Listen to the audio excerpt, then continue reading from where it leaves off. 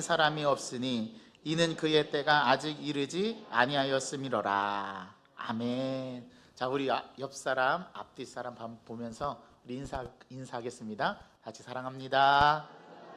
사랑합니다. 사랑합니다. 네. 예배를 드리다 보면 하나님께서 강하게 우리 가운데 역사하셔서 마음이 막 감동이 되는 때가 있습니다. 제가 울컥거려서 많이 당황스러우셨죠? 오늘 찬양대 찬양이 저를 울렸습니다. 가사가 너무 얼마나 마음에 와닿는지, 하나님이 막 제 마음속에 쓰나미처럼 파도처럼 밀려오는데 제가 감정이 너무 주체가 안 됐습니다. 여러분 이해해 주시기 바랍니다. 저도 여러분들과 똑같이 성정을 가진 사람이라. 네, 오늘 말씀 함께 은혜 나누기를 원하는데, 오늘 이 말씀을 가지고 우리 함께 하나님의 귀한 은혜를 나누기를 원합니다. 제가 대학생 시절에 늦가을에 친구와 함께 지리산 종주 등산에 갔던 적이 있습니다. 여러분 종주 등산 어떤 등산인지 아십니까? 산 등성이를 타고 쭉 그 코스를 밟아서 끝까지 이렇게 횡단하는 것을 말합니다. 아마 해보신 분들은 아실 텐데 안 해보신 분들은 나중에 기회 되시면 꼭 해보시길 바랍니다. 산행 일정 중에 노고단 산장에서 세석 산장까지 가는 일정이었습니다. 거리가 어마어마합니다. 동행하는 친구가 그만 산행하다가 그 발목을 접질러서 그 발목을 접질르는 바람에 큰 문제에 봉착하게 되었습니다. 당연히 걷는 속도가 느려지게 되고 시간이 지체되게 되었습니다. 접질러진 발목은 걷는 내내 점점 부어 올랐습니다. 끝없이 이어지는 나무 계단을 올라 7선봉에 오르는 코스였기 때문에 정해진 시간 안에 가야 안전하게 도착하고 산장에 도착했을 때 저녁쯤 되는 그런 일정을 맞춰야 되는 거였습니다. 그런데 친구가 다치게 되자 1시간, 2시간 계속 시간이 지체되는 그 시간이 늘어나게 된 거예요. 해는 져가고 적막한 산중에 어두움이 엄습해 오게 되었습니다. 칠흑 같은 어둠 속에 헤드랜턴 하나로 절뚝거리는 친구를 부축해서 이 험한 산길을 걷는 것이 무척이나 힘이 들었습니다. 어둠이 끝나지 않을 것만 같았고 산바람 소리와 적막하고 어두운 그 산의 전경은 그야말로 두려움 자체였습니다. 혹시 여러분 밤중에 산을 올라가 보신 경험이 있습니까? 그 자체로 두려움일 텐데 아무것도 보이지 않고 산 정상에서 산 등성이를 따라서 가는데 왜 바람은 그렇게 많이 부는지, 바람에 흔들리는 나뭇잎 가지들의 그 소리는 왜 이렇게 스산한지 두려움과 공포심이 저에게 찾아왔습니다. 대자연의 두려움을 많이 겪지만 이처럼 칠흑 같은 어둠 속에서 갈 길의 방향을 잡지 못하고 다친 친구를 부축하면서 우리가 목표한 지점까지 도착하는 것이 저는 불가능하다는 것을 깨닫게 되었습니다. 지금이라도 조난 신고를 해야 되나? 갈등을 하다가 그 부축해준 친구가 그래도 우리 한번 끝까지 가보자, 용기를 북돋아주고 함께 그 친구를 제가 부축해서 계속 정해진 길을 갔습니다. 몇 시간이 지났는지 시간도 알지 못합니다. 지체된 시간이 2시간쯤이 지났을까, 3시간쯤 지났을까. 우리가 가는 방향을 통해서 쭉 가는데 저 멀리서 불빛 하나가 제 시야에 들어오는 것이었습니다. 세상이 온통 캄캄한데 멀리서 한 줄기의 빛이 보이는 거죠. 그때 어떤 마음이 들었는지 아십니까? 이제 살았구나, 그런 생각이 들었습니다. 그 불빛을 향해서 눈을 떼지 않고 그 불만 보고 한참을 걸었습니다. 그렇게 걷다가 불빛이 가까워져 오니 드디어 세석 산장에 도착하게 된 것이죠. 먼저 온 일행들이 반겨주면서 우리가 실종되는 줄 알고 엄청 걱정했다는 겁니다. 마침내 따뜻한 산장 안으로 들어갈 수 있었던 거죠. 가야 할 방향을 알려준 그 작은 불빛은 제가 평생 잊지 못할 기억이 되었습니다. 저는 그때 그 경험을 통해서 귀한 깨달음을 얻었습니다. 오늘 그 깨달음을 한 문장으로 압축해서 우리가 오늘 봉독한 말씀이 나는 세상의 빛이다. 여러분 생각해 보십시오. 누구에게나 이처럼 어두운 밤을 만나 두려움을 느끼게 되고 칠흑 같은 어둠 속에서 방향을 잃어서 어디로 가야 할지 몰라 갈팡질팡할 때, 내 인생이 잘 가고 있는 건지, 내 인생의 여정은 지금 여기서 낙오되는 것은 아닌지, 나는 지금 어디쯤 와 있는지 도저히 방향을 잡지 못하고 갈팡질팡할 때, 그때 소망을 잃지 않게 해주는 멀리서 비춰오는 그 한 가닥 빗줄기, 그 한 가닥의 빗줄기, 작은 빗줄기 하나가 필요하다는 사실을 저는 그때 이 경험을 통해서 깨달았던 적이 있습니다. 밝혀놓은 작은 불빛 덕분에 누군가가 길을 찾을 수 있다는 사실을 그때까지는 미처 깨닫지 못했습니다. 세상에 어두운 것은 어쩌면 우리가 마땅히 밝혀야 할 등불을 켜지 않았기 때문일지도 모릅니다. 세상이 어두운 것이 아니라 우리가 빛을 비춰야 하는데 우리의 빛이 꺼져 있기 때문에 우리가 사는 이 세상이 어두운 것이 아닐까, 이 세상에 어두움이 드리워진 것이 아닐까요? 성경이 이러한 말씀을 우리에게 가르쳐 주는데 오늘 본문의 말씀도 바로 이것을 말씀합니다. 예수님께서 이렇게 말씀하십니다. 나는 세상의 빛이다. 오늘 요한복음 8장 12절 말씀입니다. 이어서 말씀하시길, 나를 따르는 자는 어둠에 다니지 아니하고 생명의 빛을 얻으리라. 저는 이 말씀을 그때 단 한 번의 경험으로 깨닫게 되었습니다. 이뿐만이 아닙니다. 성경이 우리에게 무엇이라고 말씀하는지를 들어보십시오. 여러분들은 시간이 지나 다 잊어버리셨을지 모르지만 우리는 이미 이러한 말씀을 1장에서도 읽었습니다. 어떤 말씀을요? 들어보십시오. 태초에 말씀이 계시니라.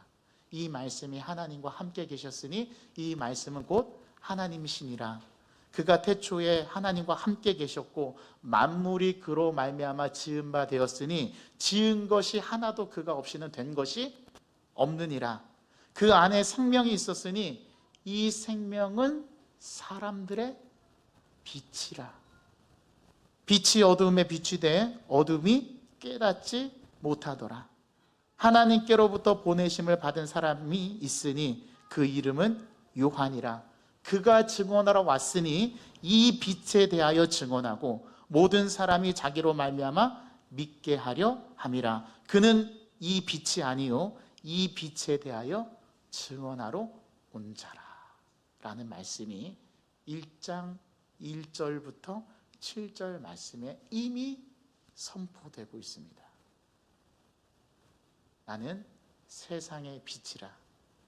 이 문장이 그리스어 헬라어 원어로 보면 에고 에임이라는 단어로 되어 있습니다. 요한복음에서 에고 에임이 나는 무엇이다라고 예수님께서 자기 자신을 정의하시고 계시해 주시는데 7개의 문장으로 계시를 해 주십니다. 우리는 이미 하나를 알고 있습니다.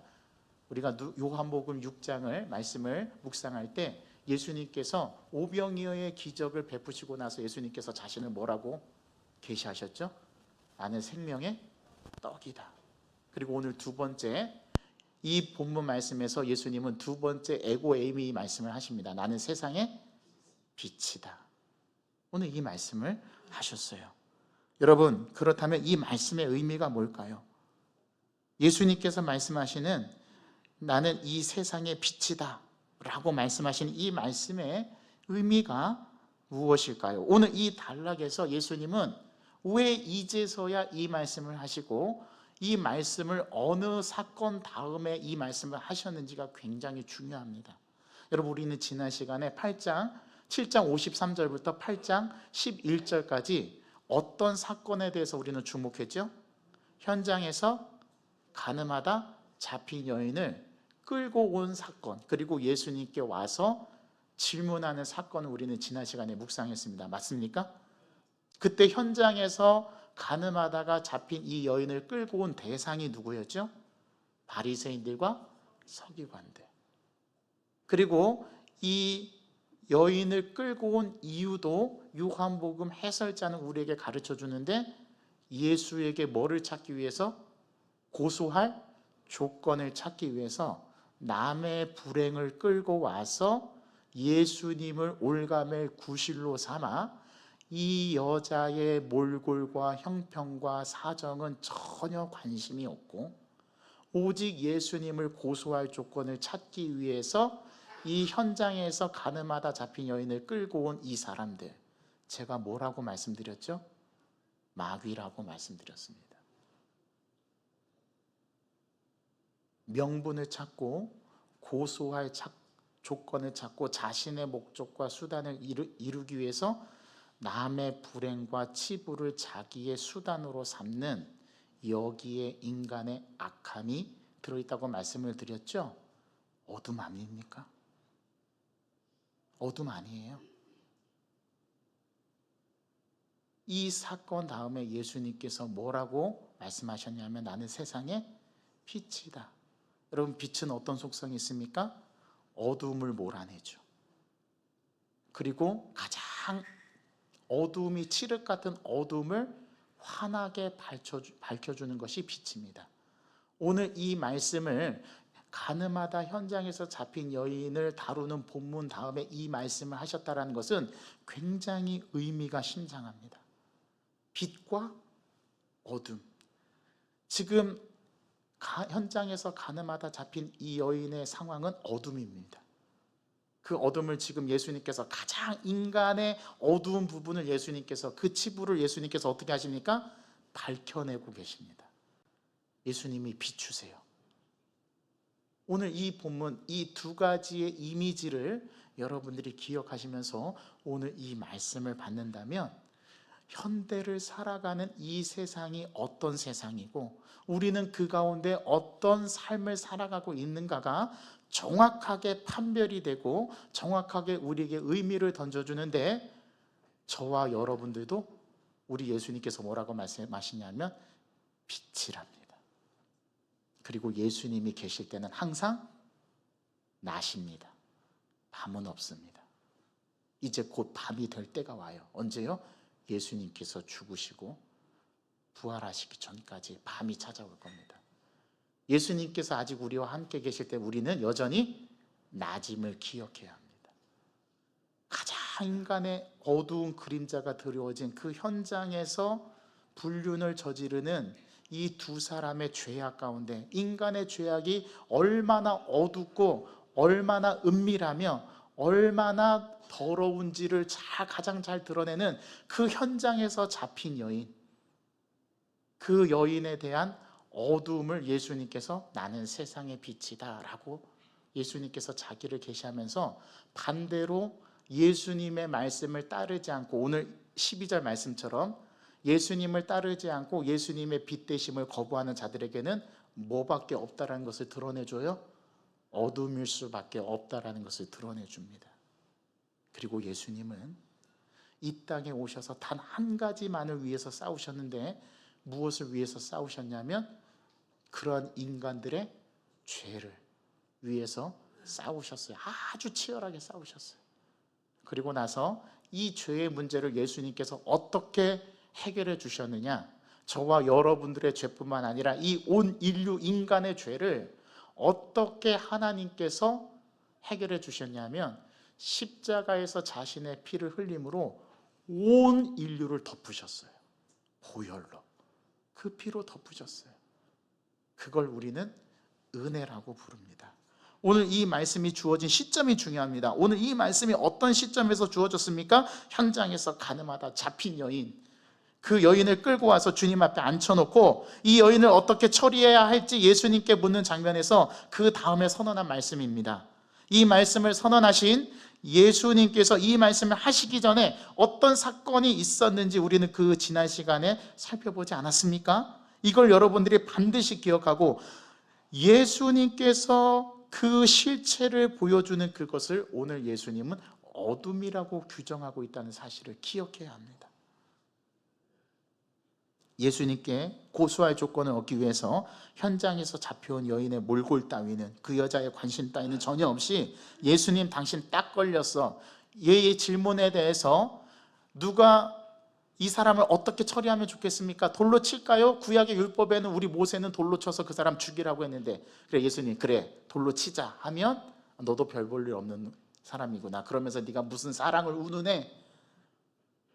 이렇게 예수님은 한쪽으로 몰리게 되고, 만약에 그 여자를 용서하고 살려주라 말하면 네가 율법을 우습게 하느냐?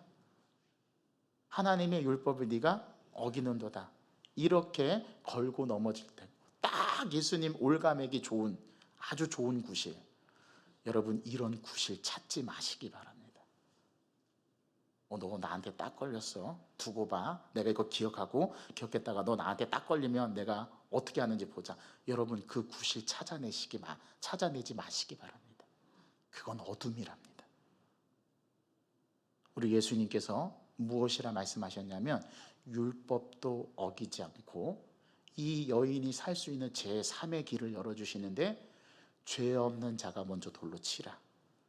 자, 돌로 치는 거 맞죠? 율법을 어기지 않았어요, 예수님. 그리고 모든 사람이 이 말씀을 듣고 예수님께서 또 땅에다 무엇이라 쓰니까 사람들이 누구로부터 떠나갔다고요? 그 자리를? 어른들로부터 젊은 사람에 이르기까지 다 떠나가고, 그 현장에는 누구만 남았습니까? 예수님과 현장에서 가늠하다 붙잡힌 여인만 남았습니다. 그때 예수님께서 그 여인에게 뭐라고 말씀하셨는지 기억나시죠? 너를 정죄하고 고발하던 자들이 어디 있느냐? 그때 이 여인이 뭐라고 대답했습니까? 주여 없나이다. 주여 없나이다. 없습니다. 이 고백이 우리들의 실존적인 고백이 되어야 됩니다. 네 죄가 어디 있느냐? 주님, 저에게 죄가 사라졌어요. 없어요. 주님의 은혜로, 주님의 보혈로 제가 용서함을 받았어요. 여러분, 이 고백이 저와 여러분들의 믿음의 고백이 되어야 되지 않습니까? 맞죠? 그때 우리 주님께서 말씀하십니다. 나도, 메시아인 예수 나도, 하나님의 아들인 나도, 유대인인 나도 너를 정죄하지 아니하노니 가서 다시는 죄를 범하지 말라. 왜요? 예수님이 이 죄의 문제를 해결하기 위해서 오셨는데, 이 여인에게 죄를 짓지 말라고 말씀하신 건 당연한 일 아니겠어요? 그리고 은혜를 기억하라는 거죠.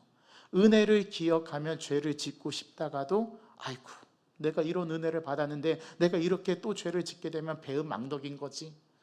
그렇게 경각심을 가지고 삶을 살아가라고 이 여인에게 제3의 길, 생명의 길, 삶을 열어주는 길을 예수님께서 마련하십니다. 구약의 율법도 지켜내시고 이 여인도 살려주시고, 우리 예수님께서 오늘 생명의 길을 제시합니다. 그 다음에 나온 구절이 12절의 말씀이에요. 다 같이 함께 읽어보겠습니다. 예수께서 또 말씀하시되 이르시되 나는 세상의 빛이니 나를 따르는 자는 어둠에 다니지 아니하고 생명의 빛을 얻으리라. 자, 말씀을 뒤집어 볼까요? 너희가 나를 따르지 않고 너희가 빛에 거하지 않으면 너희들은 무엇이라고요? 어둠이랍니다. 이걸 무섭게 받아들이셔야 됩니다.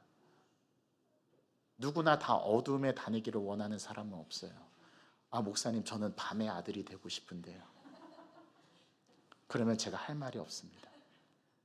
여러분, 밤의 아들이 되지 마시고 낮의 아들이 되시기 바랍니다. 밤의 아들은 우리에게 짜릿함과 우리에게 아주 그럴싸한 것을 보여줄 것 같지만 마지막은 멸망입니다. 마지막은 내 영혼을 파괴하고 하나님께로 가까이 가지 못하게 만드는 결정적인 요인이 됩니다. 여러분, 이걸 절대로 빌미를 주지 마시기 바랍니다. 그래서 우리가 빛에 거해야 돼요. 예수님 안에 살아야 됩니다. 오늘 이 말씀을 오늘 예수님께서 우리에게 말씀하고 있는 것입니다. 빛이 어둠에 비추되 어둠이 깨닫지 못하더라. 참빛 곧 세상에 와서 각 사람에게 비추는 빛이 있었나니 그가 세상에 계셨으며 세상은 그로 말미암아 지은 바 되었으되 세상이 그를 알지 못하였고 자기 땅에 오매 자기 백성이 뭐하지 아니하였대요? 영접하지 아니하였대요. 그러면서 나오는 1장 14절의 유명한 구절, 영접하는 자 곧 그 이름을 믿는 자들에게는 하나님의 자녀가 되는 권세를 주셨으니. 요한복음은 빛이신 예수님을 초지일관 처음부터 끝까지 말씀합니다. 이것을 마음속에 오늘 우리가 새겨야 합니다. 오늘 예수님께서 나는 세상의 빛이다, 이 말씀을 현장에서 가늠하다 잡힌 여인을 다루는 본문 뒤에 곧바로 이어서 말씀하셨다는 것은 무엇을 말하는지 우리는 생각해 봐야 합니다. 예수님을 잡기 위해서, 고소할 조건을 얻기 위해서 명분을 세워가며 올가비시우 딱 좋은 건수를 잡아서 그것과는 전혀 상관없는 오직 그 목적과 수단을 이루기 위해서 현장에서 가늠하다 잡힌, 인간으로서는 가장 어두운 순간에 향락을 즐기고 죄를 범하는 그 현장에서 그 여인의 몰골과는 상관없이 옷은 제대로 걸치고 가릴 부분은 제대로 가렸는지조차 전혀 관심이 없이 예수 앞에 끌고 와서는 너는 뭐라고 말하겠냐? 우리 모세는 이런 자들을 돌로 쳐서 죽이라 했는데 너는 뭐라고 대답할 것인가? 빨리 대답해라! 재촉하는 그들 앞에 예수님은 그건 어둠이라고, 오늘 나는 세상의 빛이라는 이 한 문장을 뒤집어서 우리에게 말씀합니다. 오늘 예수님은 자신을 누구라고 말씀하시지 않고 무엇이라고 말씀합니다.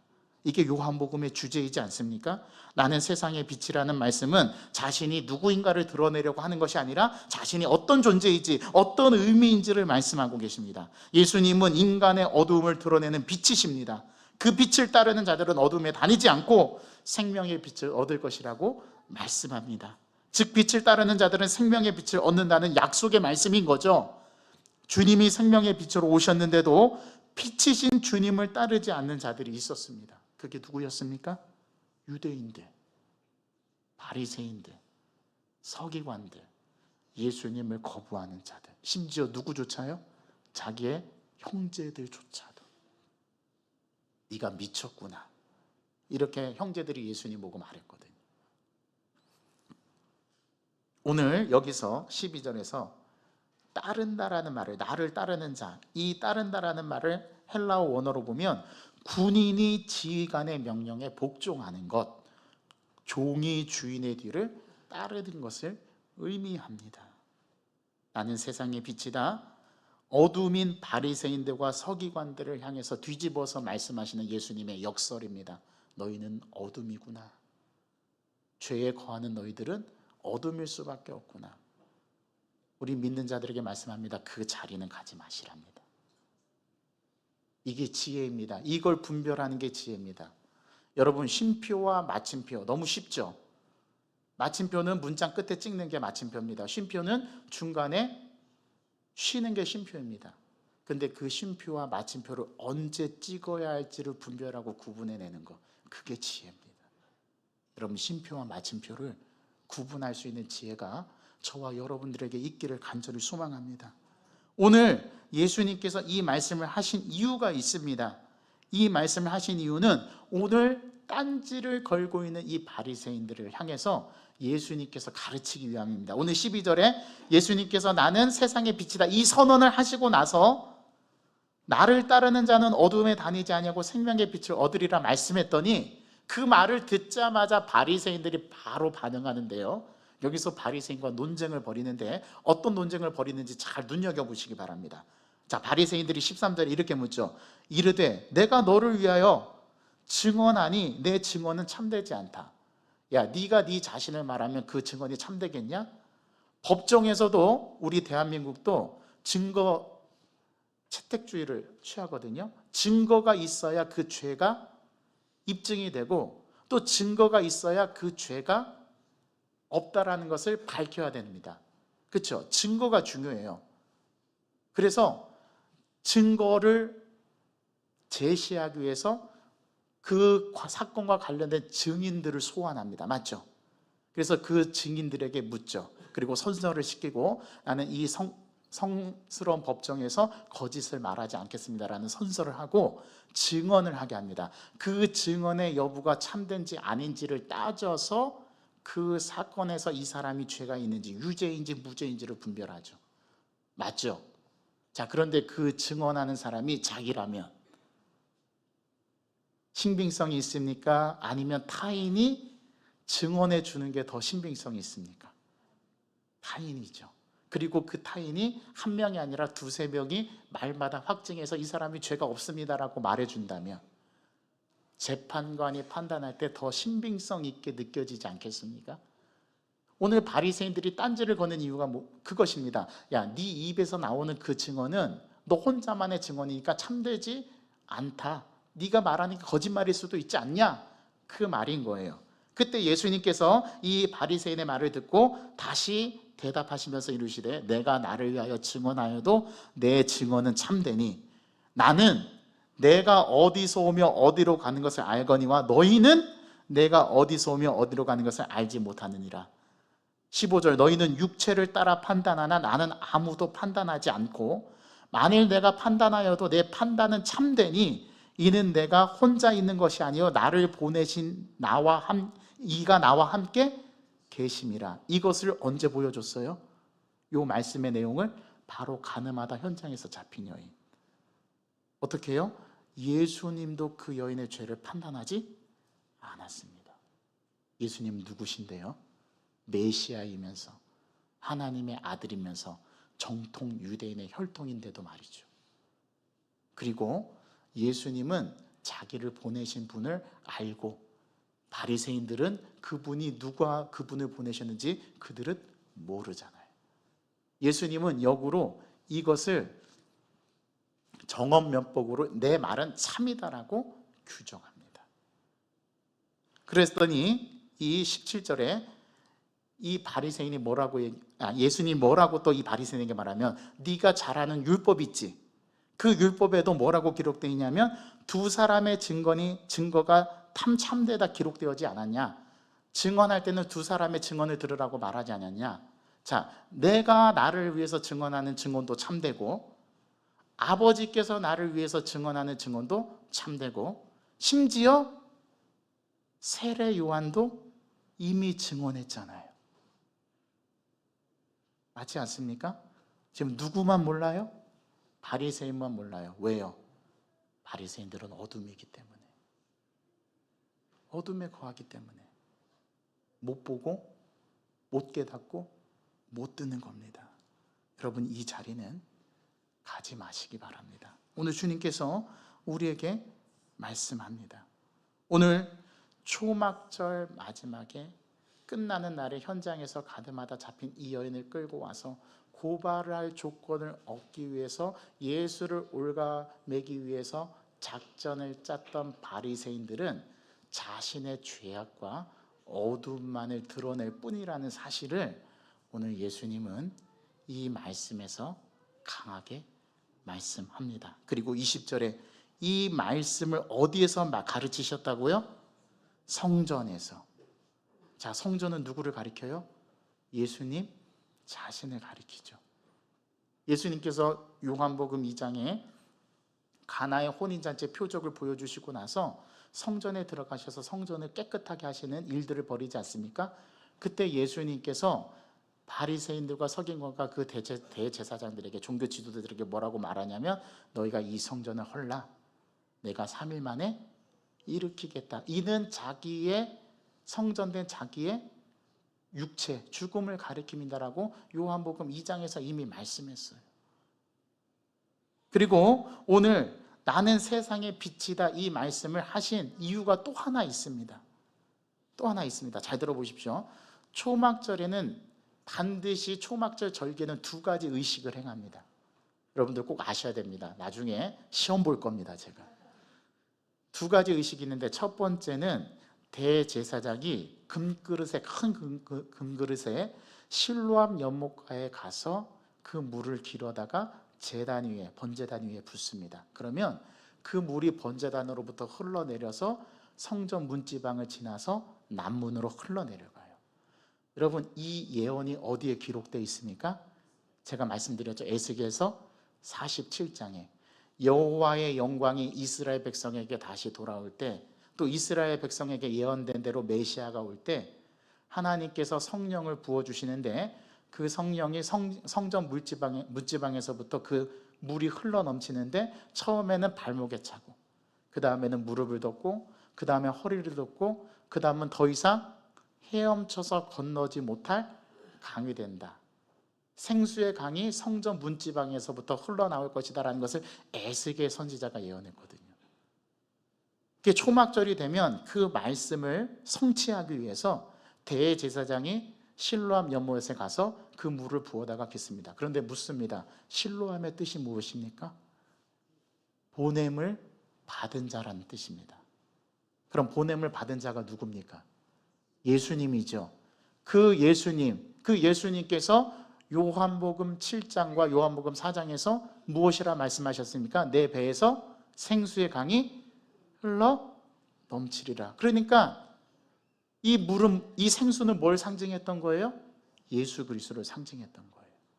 또 초막절 절기에는 이스라엘 백성들이 광야 생활을 하면서 하나님께서 그들을 구름 기둥과, 낮에는 구름 기둥으로 밤에는 불 기둥으로 인도하셨죠. 그 불을 상징하기 위해서 성전 안에, 초막절이 되면 성전 안에 불을 밝혀서 촛불을 켜가지고 성전을 가득 밝히듯 의식이 있었어요.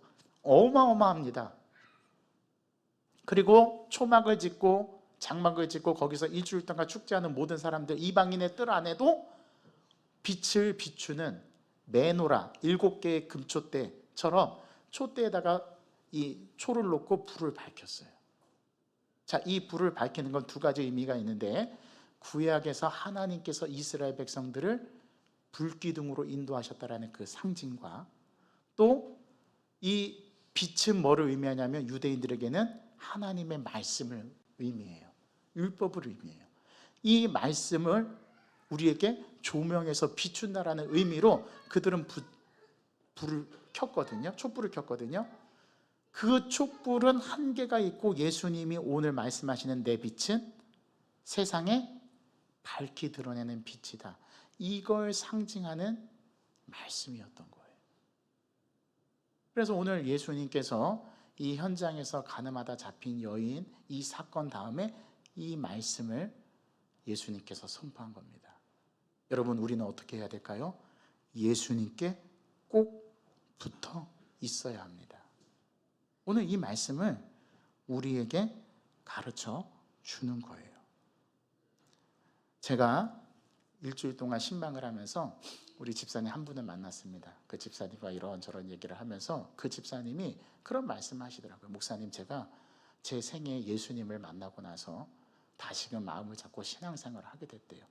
예수님을 만났을 때는 모든 죄악들이 더러워 보이고 자기의 입에서 나오는 말도 달라지고 그런 삶을 살았대요. 그래서 죄악을 멀리하고 오직 주님의 은혜와 말씀 안에 거하기를 원했는데, 삶을 살아가다 보니 그 믿음이 식어지고 그 사랑이 식어지면서 다시금 언어가 옛날 모습으로 되돌아간 자기의 모습을 발견하면서 마음이 괴로웠답니다. 제가 그때 그 집사님에게 말했어요. 그게 바로 예수님께서 집사님과 동행해 주시는 증거다고.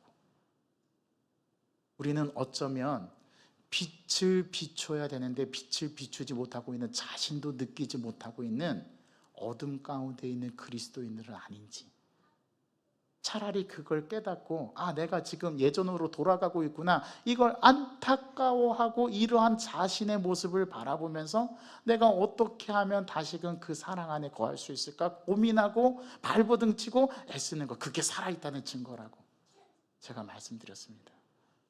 여러분들에게 묻습니다. 여러분, 그리스도의 이름만 들어도 가슴이 뛰십니까? 오늘 찬양대원들, 오늘 그 말이 오늘 제 가슴을 때리는데요. 내가 너무 잊고 살았던 한 말씀이었지 않았나. 저는 오늘 이 찬양을 들으면서 예수님 이름이 딱 내 안에 들어왔을 때 막 가슴이 뛰기 시작했습니다. 그리고 막 가슴이 먹먹해지고 제 안에 예수님을 처음 만났던 그 첫사랑이 싹 머릿속에 떠오르는데요. 여러분, 이 신앙을 우리가 잊어버리지 말고, 이 영적인 감각을 잃지 말고 이걸 붙잡아야 합니다. 여러분, 우리가 믿음이 나약해질 때, 떨어졌을 때, 또 우리가 갈팡질팡 어디로 가야지 우리가 모를 때, 저 멀리서부터 나에게 비춰오는 빛 한 줄기, 예수님을 만났던 첫사랑을 기억하시고, 그 첫사랑을 기억했을 때 죄악이 싫어지고 죄악을 멀리하게 되고 오직 주님 안에서 기뻐하고자 했던 여러분들, 기뻐하면서 웃음 지었던 그 모습을 상상하면서 여러분들의 신앙을 회복하시기 바랍니다. 예수님은 세상의 빛이십니다. 예수님이 계실 때는 어두움이 우리에게 드리우지 못합니다. 예수님이 안 계실 때, 그때가 중요한 거예요. 저와 여러분들은 빛으로 살아야 한다는 거, 이 말씀을 깨닫고 오늘 하루를, 또 일주일을 살아가시는 저와 여러분 되기를 간절히 소망합니다. 하나님, 오늘 예수님께서는 나는 누구이다가 아니라 나는 무엇이다 말씀하시는데, 나는 세상의 빛이다. 나를 따르는 자는 어두움에 있지 않고 생명의 빛을 얻을 것이다 라고 말씀해 주셨습니다. 하나님, 오늘 바리새인들과 서기관들은 어둠이라고 주님이 역으로 말씀하시고, 이렇게 어두움에 거하는 자, 그 사람은 마귀의 자녀일 뿐 하나님의 자녀가 될 수 없음을 오늘 이 본문은 우리에게 가르쳐 줍니다. 하나님, 우리가 어두움에 들어가지 않고 빛 대신 주님께 꼭 붙어 있는 믿음의 하나님의 백성들 다 되게 도와주옵소서. 내 삶에서 갈팡질팡할 때 한 줄기 빛, 나를 만나 주셨던 그 예수님을 붙들고 담대하게 믿음의 길을 걸어갈 수 있는 우리 영광교회 모든 성도들 다 되게 축복하여 주옵소서. 예수 그리스도의 이름으로 감사하며 기도하옵나이다. 아멘. 우리 다 같이 자리에서 일어나셔서